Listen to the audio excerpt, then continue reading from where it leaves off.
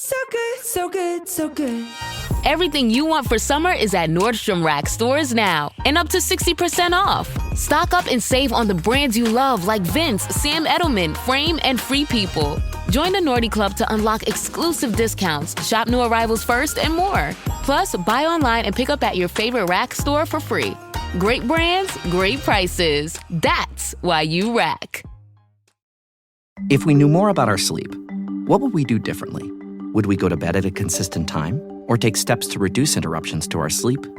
With Sleep Score, Apple Watch measures your bedtime consistency, interruptions, and sleep duration. Then, every morning it combines these factors into an easy-to-understand score from 1 to 100.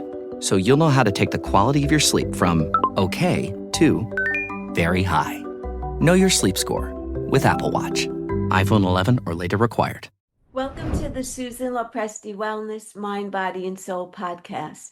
This is your go-to space for midlife and mature women who are ready to reclaim their health, boost their energy, and live long, vibrant, and purposeful lives. Each week, we dive deep into natural wellness, holistic healing, anti-aging strategies, and healthy lifestyle habits to help you feel your best physically, emotionally, and spiritually. Whether you're navigating menopause, working through chronic conditions, or simply wanting to age gracefully and intentionally, this show is your sanctuary for science-backed insights, powerful stories, and soul-nourishing inspiration. If you're a woman over 40 or 50 or older looking to thrive in the next chapter of your life, you're in the right place. Today, I'm thrilled to introduce you to a guest whose work aligns beautifully with the mission of this podcast, Dr. George Ibrahim. Dr. Ibrahim's work at the Biltmore Restorative Medicine Center on vitality, longevity, and comprehensive wellness is a powerful overlap with the ethos that we embrace here. So many of you are searching for effective, science-backed ways to age gracefully, feel good in your bodies, and address sensitive yet universal topics like hormonal shifts, sexual wellness, and energy changes. Dr. Ibrahim brings decades of experience treating both women and men through a truly integrative restorative lens. He is the author of Sailing Through Menopause Without a Rudder, and he has dedicated his career to helping people navigate these transitions with confidence, clarity, and dignity. He is known for his innovative Restore More approach, advanced treatments for erectile dysfunction, and male girth enhancement, as well as his deep expertise in hormone optimization. Beyond symptom relief, he educates both women and men on how hormonal health influences heart disease, Alzheimer's prevention, bone health, energy, libido, weight management, and overall quality of life. Dr. Ibrahim is also a leading voice in the treatment of stress, urinary incontinence, sexual wellness for all genders, and physician-guided weight loss. His work is grounded not only in science and innovation, but in compassion, and he delivers these topics with a rare combination of honesty, warmth, and empowerment. With an audience of over 10,000 Gen X men and women invested in long-term well-being, this conversation is especially important. If you are looking for ways to age vibrantly, strengthen your intimate health, and better understand the workings of your hormones, you are in the right place. So let's dive in. Dr. Ibrahim, welcome to my podcast. I'm so excited to have you here today, and I can't wait for us to dive into this powerful and very informative conversation. Dr. Ibrahim, for listeners who are new to your work, can you share what inspired you to focus your career on restorative medicine, vitality, and longevity? I started off as a urologist, and I was a Duke clinical professor for over a decade, but I had multiple sclerosis. And eventually, the multiple sclerosis got to where I felt it would be unsafe for a patient for me to operate. I was having problems with repetitive motion. So I retired, got an MBA, did some other stuff. I was bored. I love medicine. And there was this other OBGYN who had been doing bioidentical hormones from the day that they came out. And he was playing golf with one of my fraternity brothers. And he was talking to my fraternity brother. He said, Hayes, every time I turn on the radio or open the paper, there's another damn hormone doctor out there. They don't know what they're doing. They're unethical. They overcharge. He goes, I want to make a business of teaching other physicians how to do this correctly, because he'd been doing it from day one. And my fraternity brother stopped his backswing and looked at him and said, I got you somebody. He's a Duke urologist. He's retired. He's bored. He'd be perfect. And the two of us hooked up, and we ended up not going into business together, but that's just how I learned, was from this retired OBGYN who'd been doing it since day one. And I started doing hormonal medicine for men and women in their middle ages. And once people started to feel better and be interested in one another and things like that again, they wanted to look better. And they kept asking me, who does this? Who does that? And back then there was no med spa on every corner like there is now. And the plastic surgeons and the dermatologists were busy doing their own thing. And I said to myself, I go, heck, if I can make a bladder out of small bowel, I can figure out, I can learn how to do these injections. And so I went to courses and brought in some instructors and learned how to do the aesthetic side of things. And that's how it all got started. Wow. Very interesting. So many people believe that hormones are only about menopause or libido. Can you explain the broader role of hormones in heart disease, Alzheimer's Oh God. prevention? Yeah. So in the way I look at things, people talk about how your hormone levels go down because you age. I go, no, you age because your hormone levels go down. I'll give you an example.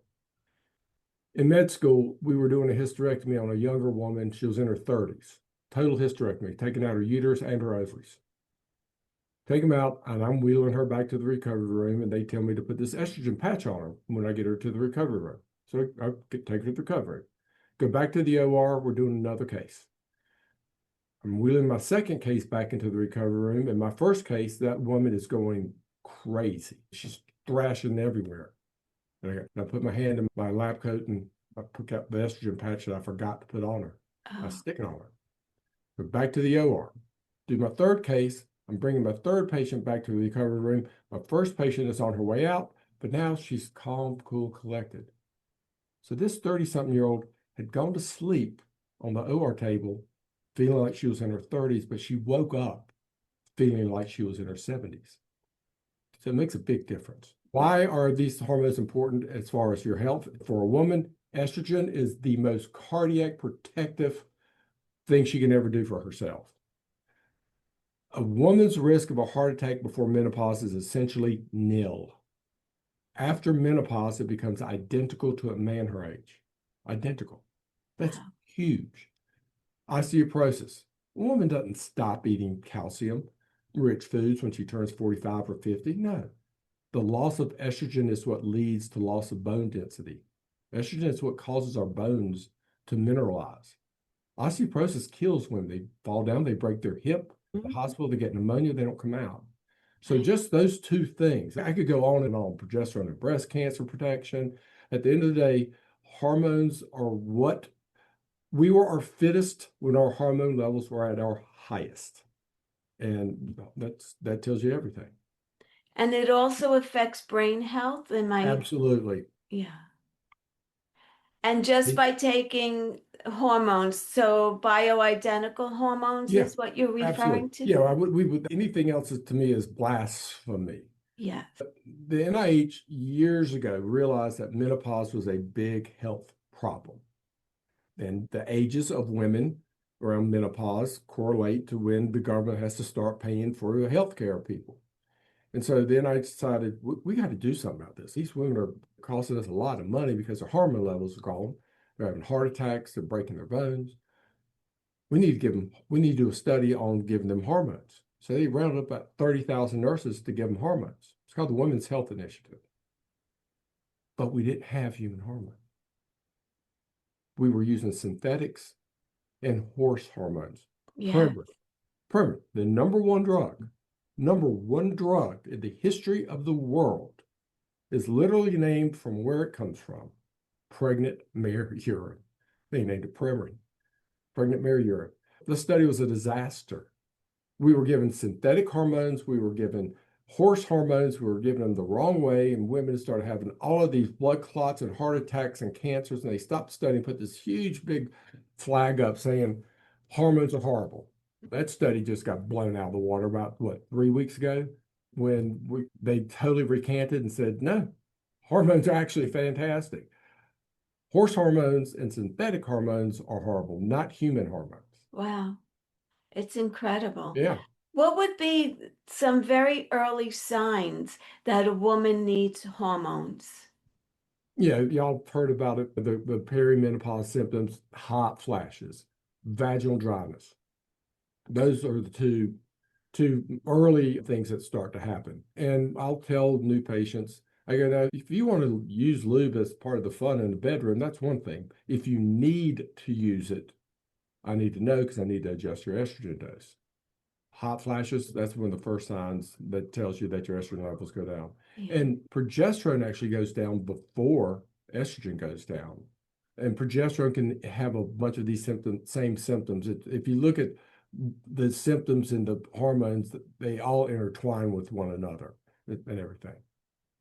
So it doesn't, if you have hot flashes, it's not just about estrogen. It could be a It's combination. usually about estrogen, but it could be progesterone. Right. Yeah. Because we'll have a lot of women that are coming in feeling like this, but they're still having periods. Now, the periods aren't regular. And so some days are making estrogen, some days are not. What we'll find is we put them on progesterone, and a lot of these symptoms will either go away or become a whole lot better. Yeah. Yeah. Progesterone turns out to be a perimenopausal woman's best friend. Do women need to stay on these hormones for the rest of their life, or is it just Why wouldn't through- they? Just the okay. fact that the cardiac protection is so enormous, and that heart disease is the number one killer of women. If estrogen is one of the best things a woman can do to protect her heart, why would you not stay on it the rest of your life? Right. All the studies that talk about limiting the number of years were based on the synthetic and the horse hormones, not human hormones. Okay. Now, and this might be interesting for your listeners. Men and women today, our bodies are really not much different than caveman. Caveman lived to his mid-30s max, caveman and cavewoman.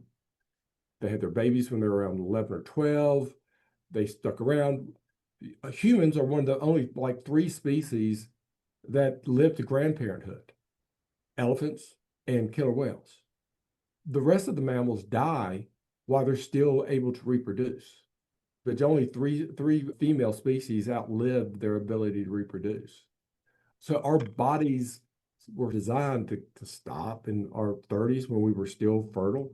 But Yeah. today we live to 100 because we've got food, we've got sewage, we've got vaccines, we've got clean water. But our bodies really were not designed to do that. Wow. That's very interesting. I never thought of it like that. Yeah. Yeah. I want to go on to talk about your book, Sailing Okay. Through Menopause Without Losing a Rudder, Yeah. has resonated with so many women. What are the biggest misconceptions that you see around menopause and hormone therapy? That there's no reason that a woman has to take it, because menopause is not fun. And it's No. not, and it's not fun for the woman, but it's also not fun for the family. I was around somebody before I started this practice that went through menopause. It's Not pretty. not pretty. And the idea that women have been told for forever, it's just part of life. You'll get through it. That's nuts. You don't have to go through that misery, nor should your family have to go through that misery of you being deprived of a human hormone that your body used to make. It's not a drug. A drug is something that's foreign. Your hormones are what your body used to make, but you're just outliving your gonad's ability to produce them. Yeah. Yeah, when I was going through perimenopause, I went to see a doctor and he told me it's perfectly normal for a woman your age to feel like that. And I thought, okay, you're not the doctor I Yeah. need to And, see.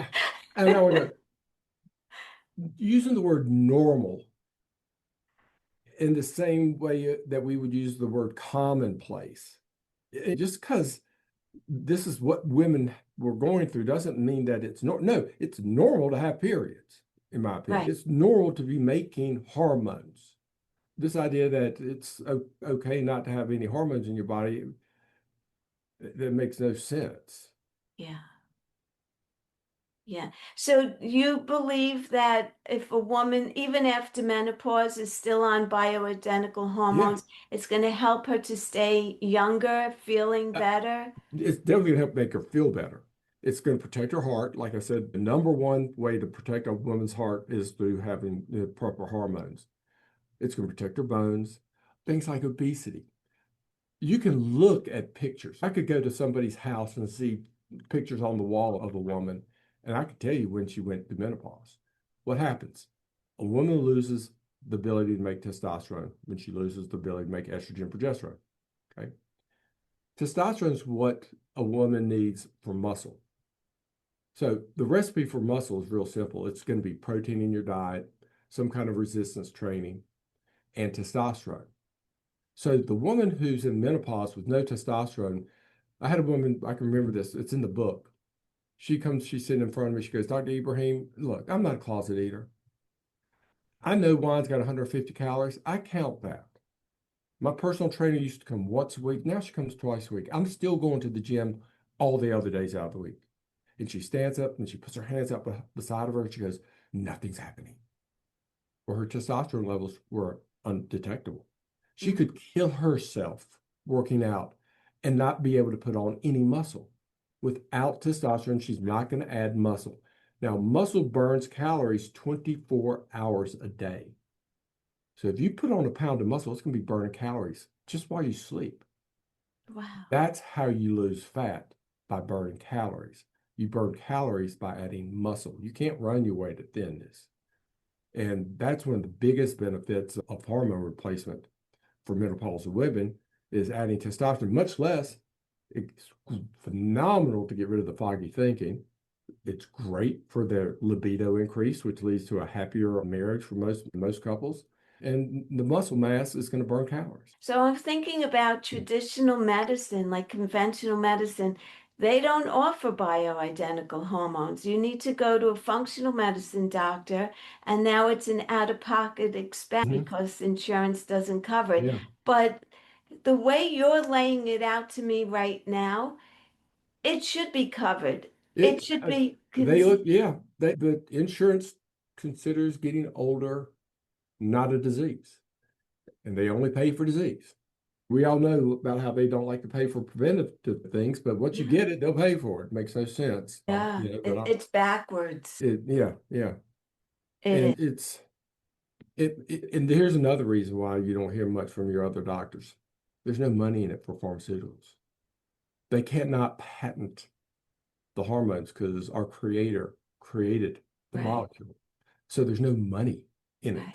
So there's no pretty sales rep coming by the office and bringing lunch and finding a way to spend 10 minutes to try to push your product on me. So the traditional doctors don't get exposed to it. In medical school, we learn about the names of the hormones, but we don't learn how to use them. Right. All the journals are published through the money from Big Pharma. And they're not going to be paying for the journal to publish a paper on a product that they can't make any money off of.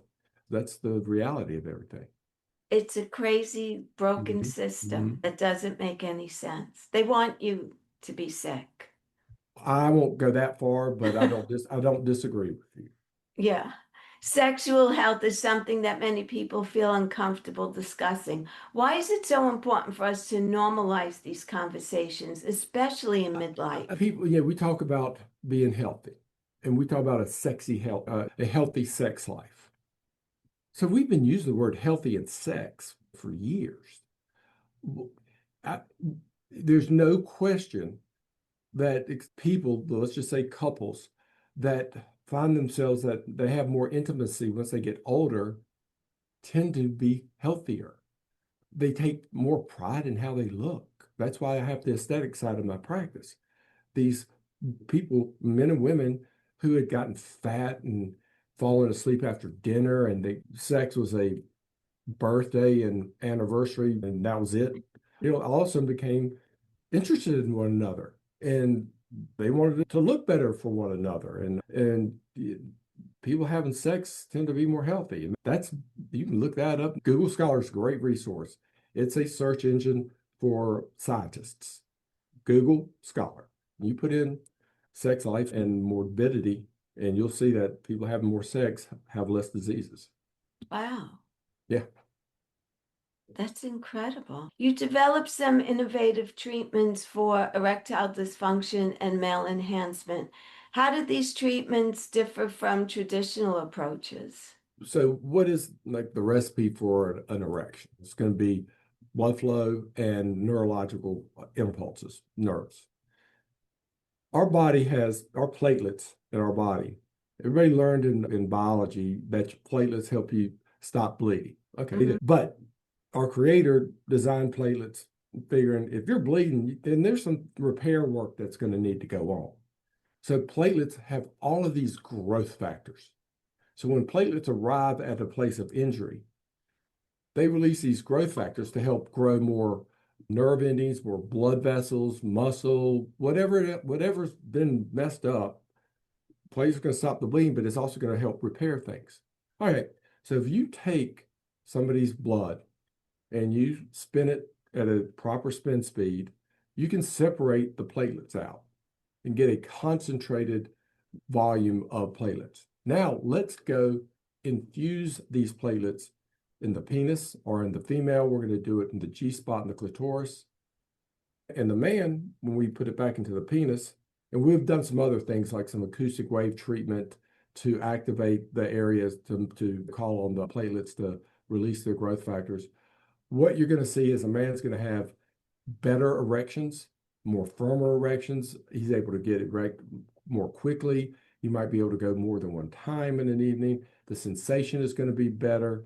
He's just going to have a younger erection, is the best way to think about it. The female, when we put it in the G-spot, one of the best things it does, this is huge, urinary incontinence. So many women leak when they cough, sneeze, laugh, jump up and down. They don't even think about it as being a problem because their mother did, their sister does, everybody that they walk with do. No, it's crazy. It's called stress urinary incontinence. You don't have to have that happen. I used to do surgery on women all the time to fix this. Now, you put some platelet-rich plasma up there in the G-spot, that's the area where the urethra is.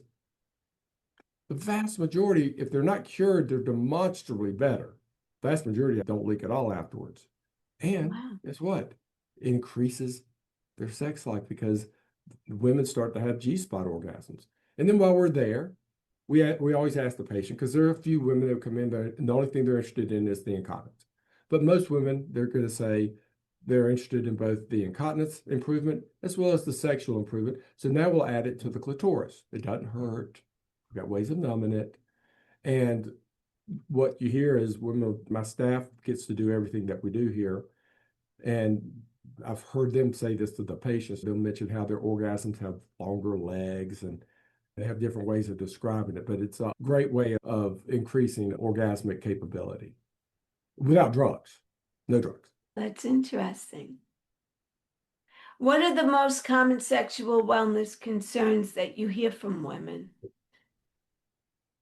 Excuse me. The vast majority that see me are going to get on hormones. So they might have come to me earlier and painful sex, dysmenorrhea, And the painful sex is almost always due to a lack of estrogen. Mm-hmm. The vaginal tissues get much thinner due to lack of estrogen. Putting them on hormones is the easiest way to remedy that part. The other things, I'll see women who have difficulty having orgasms. I've even had some that have never had orgasms that we were able to help them become orgasmic. And that would be through the platelet-rich plasma treatments as well as hormones. Testosterone helps a lot with that. We have a prescription cream. We called it screen cream at one time, but we had to change the name to Bliss cream. But it's a vasodilator. The whole purpose of foreplay is to increase blood flow to the genitalia in both men and women. Mm-hmm. And the Bliss cream is essentially foreplay in a tube. And a lot of women love it. They still like the foreplay, but it really increases it. And yes, we make sure that they all know it's non-toxic. In fact, we even flavor it for some people. But that's another one of our medical sex toys, as we call them. Interesting. Are there restorative therapies that you believe will soon become mainstream, but currently underutilized? The biggest that I can see are going to be the hormones. Yeah. That recent report that shot down the Women's Health Initiative, the big black box warning from the early 2000s, that recent report is going to get a lot of people realizing, okay, we've had our heads in the sand. And I think that there's going to be more and more primary care doctors putting at least women on hormones. Men have always seemed to be able to find a provider that will put them on testosterone, but women were having a hard time getting providers to put them on estrogen. I think that's going to change. I hope so. I Mm-hmm. hope so. I wanted to go on to talk about weight, energy, and lifestyle for a moment. So you also guide patients through physician-supervised weight loss. What makes weight loss in midlife different, and what approaches do you find most sustainable? The biggest thing, like I was saying earlier, is the loss of testosterone in both men and women. So women, when they get into the menopausal age, can go to zero. Men are definitely going to be lower. In fact, men peak around the age of 25. By the age of 50, 100% of men are at half of his testosterone levels he had at his peak.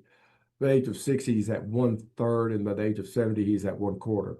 So this lack of enough testosterone in both men and women decreases their ability to put on muscle. Muscle's what's going to burn calories. No muscle burning calories means you can get fat. And that's big. That's why you see people getting fat around middle age. Yeah. So we tell patients that come to us for weight loss, we go, okay, first of all, let's look at your hormones. Yeah, we're gonna talk about drugs like Ozempic and tirzepatide, but for the long haul, you really ought to be thinking on what's best for your body, and that's going to be making sure you've got the correct hormone levels. Now, I'm going to switch to the GLP-1s. Yeah. I think they're going to win a Nobel Prize. What they've done as far as treating obesity is amazing, but every day there's another study out on benefits that have nothing to do with obesity. Alzheimer's, cardiac protection, cancer protections. Cancer doesn't like sugar. Low sugar. Yeah. So I'm a fan of, okay, let's put you on this dose till you get your weight off, go down to what you want to weigh. And then let's cut your dose at least in half or maybe to a quarter and microdose it and get some of the benefits that these things that we're seeing from these GLP-1s unrelated to weight loss. I think they're so safe. People talk about muscle wasting. Okay. Yeah. But most of my patients are going to be on testosterone. They're not going to waste they're not going to waste muscle. So muscle wasting can be a problem, but if they're one of my patients, more than likely they're already going to be on testosterone. We don't see muscle wasting in my population. So for someone who does not need to lose weight, would you still? Yeah. Put them on tiny dose. We use the word microdosing. Yeah. Is there any science on what is microdosing? No. This clinician might say 1/2 of the therapeutic weight loss dose. Somebody else might say 1/4, but at a dose not designed to take off weight necessarily, but hopefully still benefit the patient. Fatigue is also a very common complaint Huge. among Huge. women over The 40. top two things on my history and physical form that we might as well just fill out: fatigue, difficulty losing weight. I don't know how many thousands of patients I've seen in the 13 years I've been doing this. I think I've only seen 4 histories that did not check those 2 boxes. Testosterone, phenomenal. For Phenomenal fatigue as well. fatigue. Huge, both men and women. Huge. Wow. It's the best thing. I don't write for amphetamines. But we're taking care of people's fatigue every day. That's incredible. For someone who's listening today who feels off but doesn't know where to begin, what are the first steps that you would recommend they take? I'm licensed in almost 20 different states. We encourage people, go to our website, biltmorerestorative.com, or call us at 828-505-2885. And there's a good chance I'm licensed in your state. If I am, I can do a lot of stuff over the phone. Trying to find physicians such as myself, there's a referral base out there. There's too many people. Literally, you'll see journal advertising listings: come to Orlando for the weekend, start your hormone practice on Monday. And I'm not going to say anything negative about that, but let's just say it took me a lot more than 2 days to learn how to do hormones correctly. Yeah. I'm with you on that. Yeah. Let's stay away from them. Any final thoughts you'd like to leave my listeners with? I'm assuming most of your audience is mostly women. You do not have to take this. You do not have to take just losing your hormones as way of life. No, you don't. Way of life is what you were like when you were younger. There's no reason why you don't keep it going. And then your husbands, they go through what's called andropause: fall asleep after dinner, belly fat, inability to get it up, erectile issues. A lot of guys today have grown up with Viagra commercials, so they are comfortable seeing somebody like me because they understand it's okay for a man to have a problem. Some of the older guys were very reluctant. Oh no, I don't need to do anything. But his wife's seeing me, and now she's really wanting to have fun in the evening, and he's not worth anything. So men are also candidates, and I think as men and women get older, both of them doing it together is huge, because then they both have the energy, and they want to have more intimacy, and they actually care more about one another. And women, believe me, a man on testosterone is way nicer. A lot of people think he's going to get mean. No, men on testosterone tend to be so much nicer because they care. I mean, it's a big. Women will come back and go, I was so afraid when he was getting on testosterone. I thought he was going to be so aggressive, but no, he's so loving. And I hear that all the time. Interesting. Mhm. Very good. It Thank you was so such a much. pleasure to have you on. Thank you so Well, much. Susan, I thank you so appreciate much. And I hope I helped you and your listeners. Yes, you did. And I will put all of your information in the show notes as Okay. well, so they Thank you. could go and find you and learn more about you. Thank you. Thank you so much for joining me for this powerful and eye-opening conversation with Dr. George Ibrahim. I hope today's episode gave you clarity, confidence, and maybe even a sense of relief, knowing that aging doesn't have to mean slowing down, losing energy, or accepting discomfort as your new normal. Dr. Ibrahim reminded us that our hormones, our intimate wellness, and our vitality are not topics to shy away from. They're essential pieces of our long-term health, happiness, and longevity. The science, the solutions, and the hope are all there. We just have to be willing to explore them. If this episode resonated with you, I encourage you to share it with someone you love who may be navigating hormonal changes, low energy, or concerns about aging gracefully. These conversations matter, and they help all of us move through midlife and beyond with more empowerment and less fear. As always, thank you for being a part of this beautiful community of mind, body, and soul wellness. Until the next time, continue to nurture yourself, honor your body, and embrace your journey with grace and intention. I'll see you next week.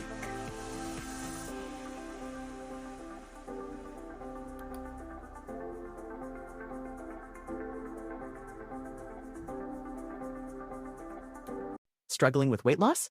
Prolon's 5-day fasting mimicking diet is a clinically developed nutrition program designed to promote fat loss while protecting lean body mass.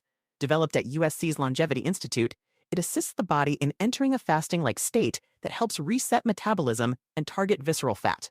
In just 5 days, Prolon offers a science-backed approach to weight loss without extreme restriction or guesswork. Get 15% off plus a $40 bonus gift when you subscribe at prolonlife.com/now.